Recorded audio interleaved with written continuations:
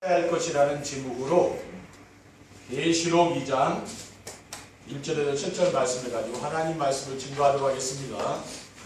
할렐루야. 주위에 계신 성도님들과 축복의 인사를 나누겠습니다. 참 행복해 보이십니다. 참 행복해 보이십니다. 세상을 행복하게 만드는 엠표 바이러스가 됩시다.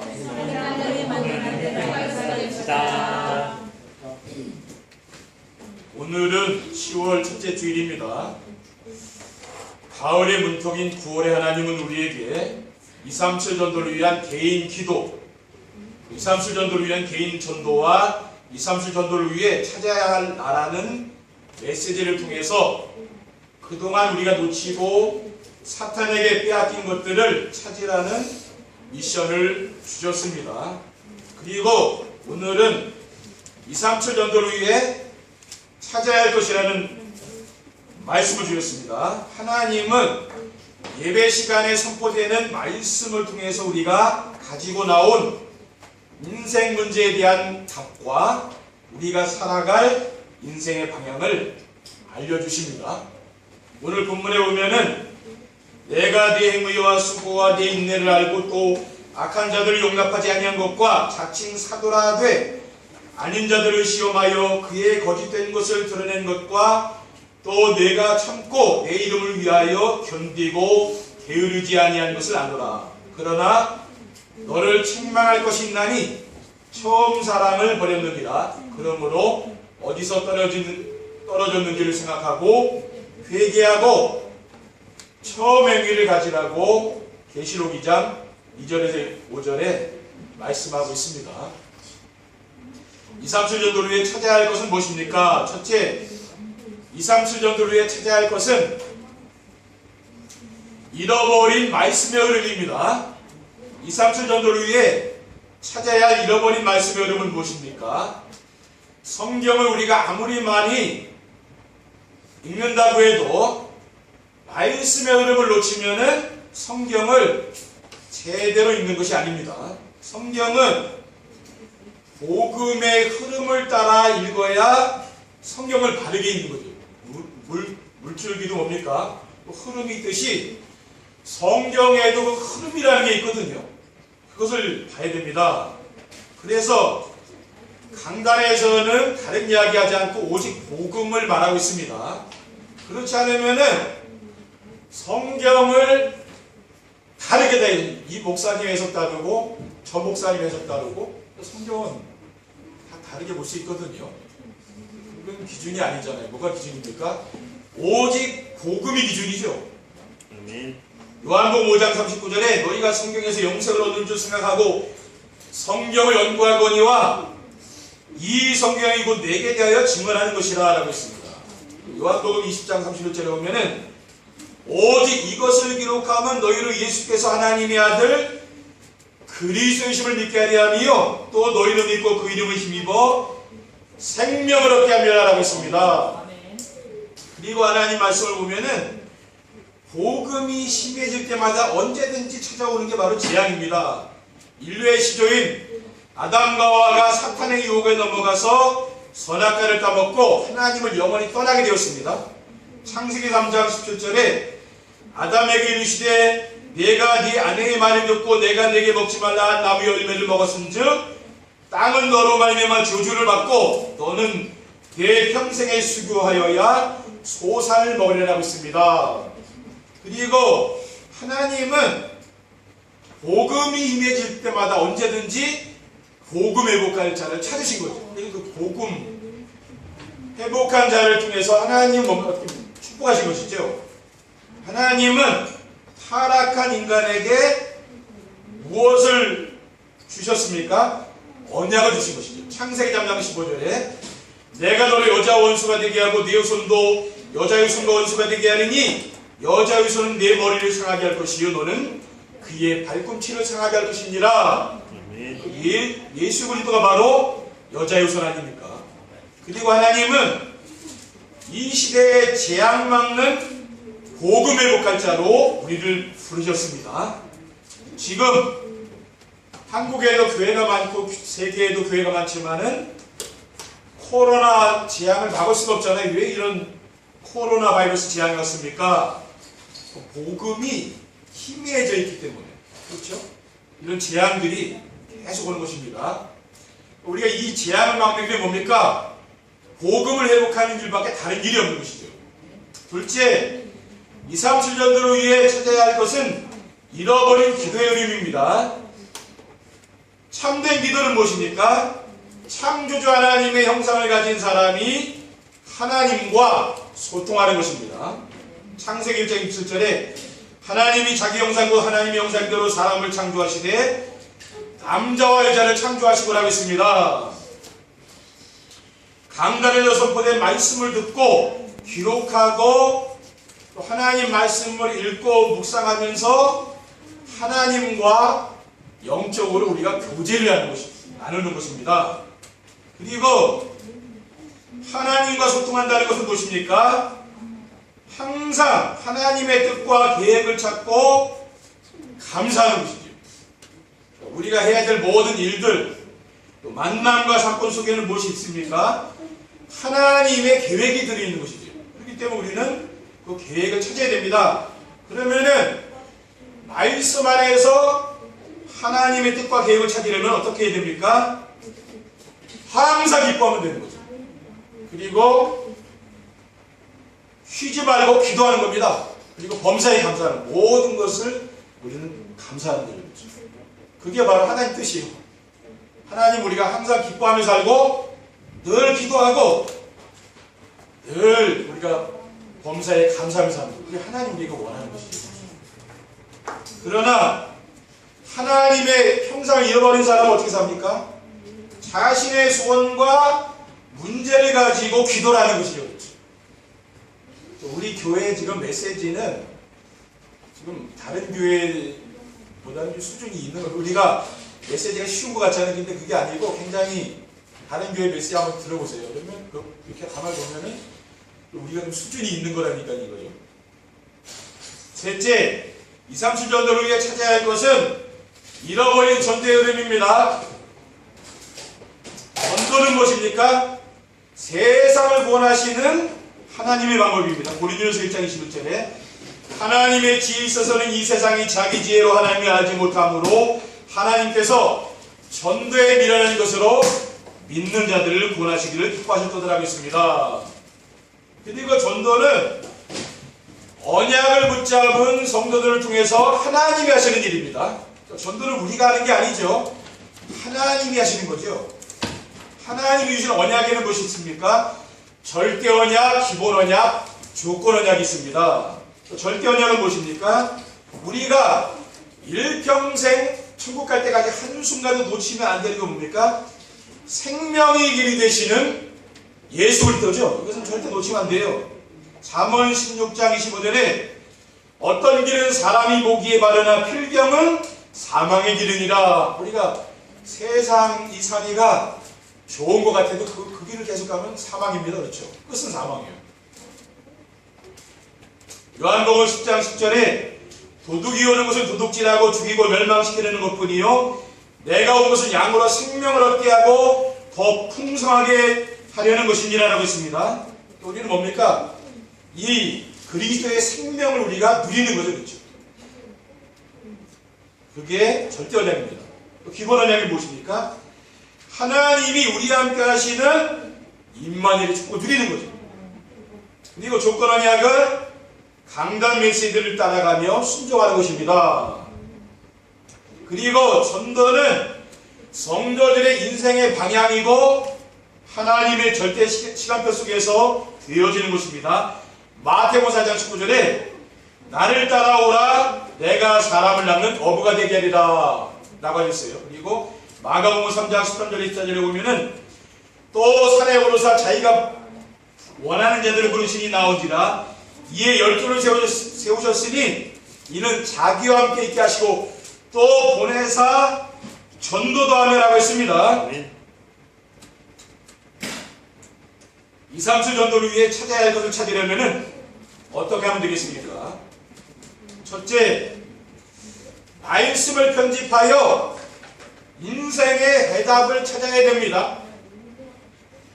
어떻게 말씀을 편집하여 인생의 해답을 찾을 수가 있습니까? 말씀을 편집하면은 인생의 근본 문제와 해답이 보입니다. 인생의 근본 문제는 하나님을 떠나 사탄의 종로를 타며 사는 것입니다. 하나님을 떠난 모든 사람들은 자기 중심, 물질 중심, 세상 성공 중심의 삶을 살아가고 있습니다.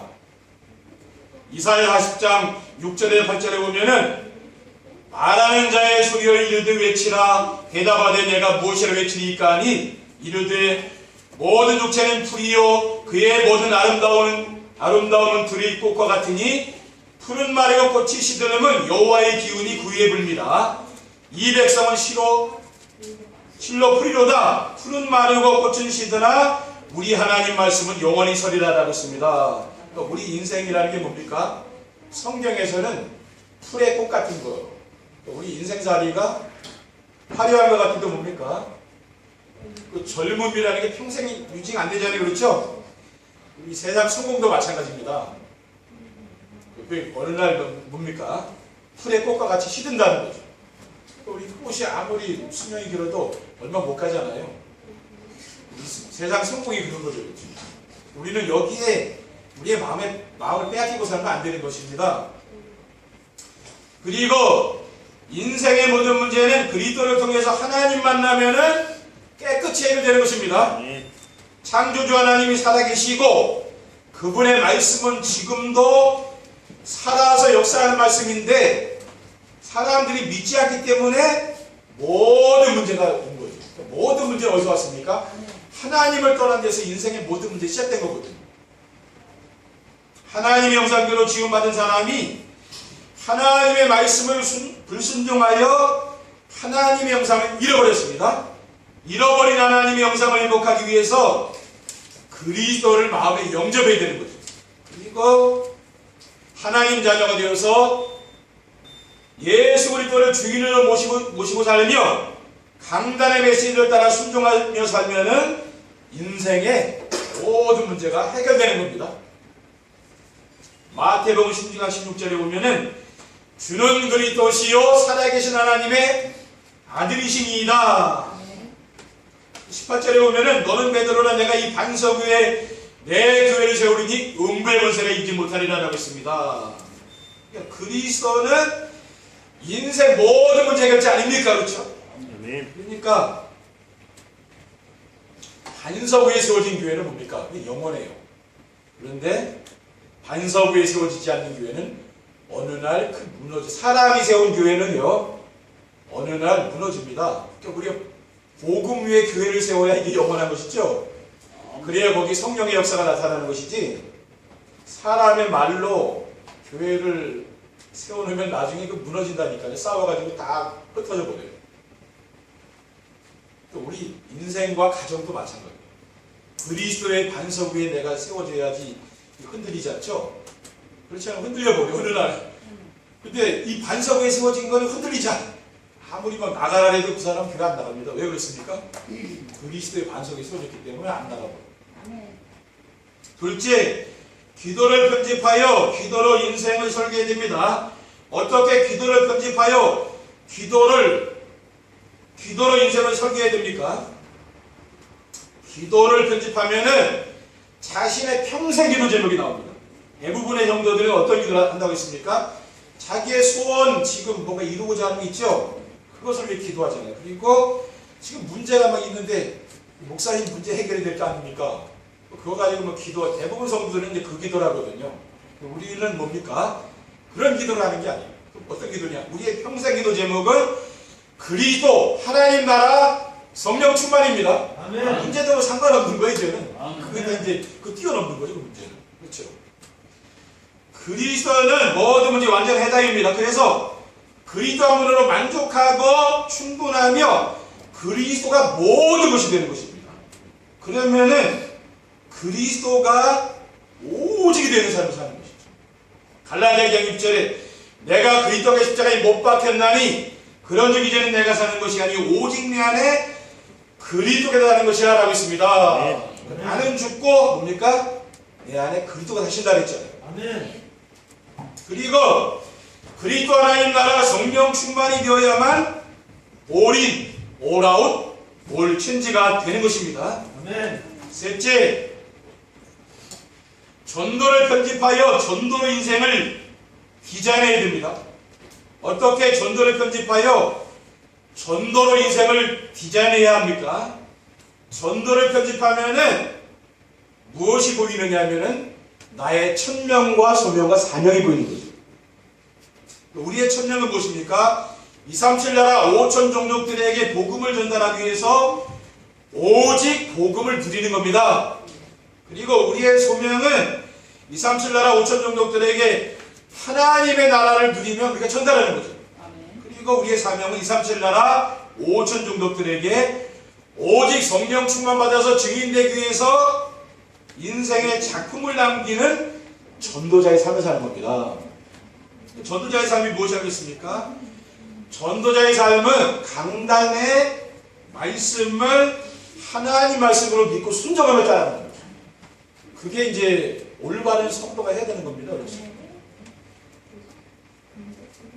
그리고 전도는 위도 임마누엘 원내스의 축복 속에서 되는 것입니다. 전도는 혼자 있을 때 정세배를 드리면서 하나님이 나와 함께 계시는 위대의 축복을 누리는 거죠. 그러니까 우리가 정세배를 드리는 사람은 뭡니까?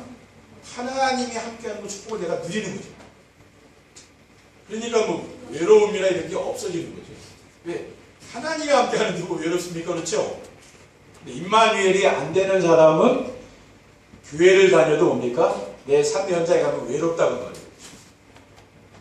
외로우니까 뭡니까? 외로움을 달래야 될 거 아니에요. 그러니까 거기 시간을 많이 쓰게 되는 거예요. 우리가 친구도 뭡니까? 복음이 있는 사람은 친구를 사귀면 좋죠. 그렇죠? 근데 복음 없는 사람을 우리가 사귀면은 좋은데 뭐가 있습니까? 그 사람들은 내 이익을 따라서 움직이거든요. 지금 왜 그렇게 나에게 잘해줍니까? 자기한테 지금 이익이 있어서 그런 거거든요. 근데 그게 없는 날, 어느 날 떠나버려요. 우리가 거기에 너무 마음을 뺏기지 말고, 사람한테. 근데 결국은 아니어 보면 나중에. 왜? 이익 때문에 온 거예요. 그러니까 우리가 복음의 사람을 사귀는 게 좋죠. 그렇죠? 이거는 흔들리지도 않아요. 떠나지도 않아요. 근데 세상 친구는 뭡니까? 어느 날 가버린다는 거죠. 그리고 전도는 성도들을 만났을 때 내가 혼자 있을 때 붙잡은 위대의 축복인 언약과 미션과 비전의 말씀을 포럼하면서 하나님이 우리와 함께 계시는 임마누엘의 축복을 누리는 것입니다. 그리고 전도는 성도들의 모든 삶의 현장과 만물 안에서 하나님의 숨결을 느끼며 함께 계시는 온네스의 축복을 누리는 것입니다.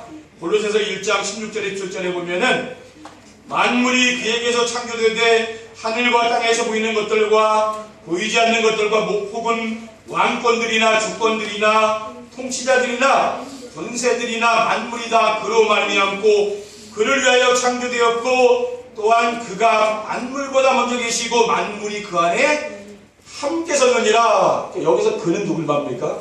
그리스도를 말합니다. 아멘. 그리고 전도로 인생을 디자인하면은 영적인 파수꾼, 영적인 의사, 영적 대사로 쓰임받습니다. 재앙 만난, 지금 이 시대가 재앙 만난 시대 아닙니까? 237 나라 5천 종족들에게 하나님의 말씀을 전달하는 영적 파수꾼이죠.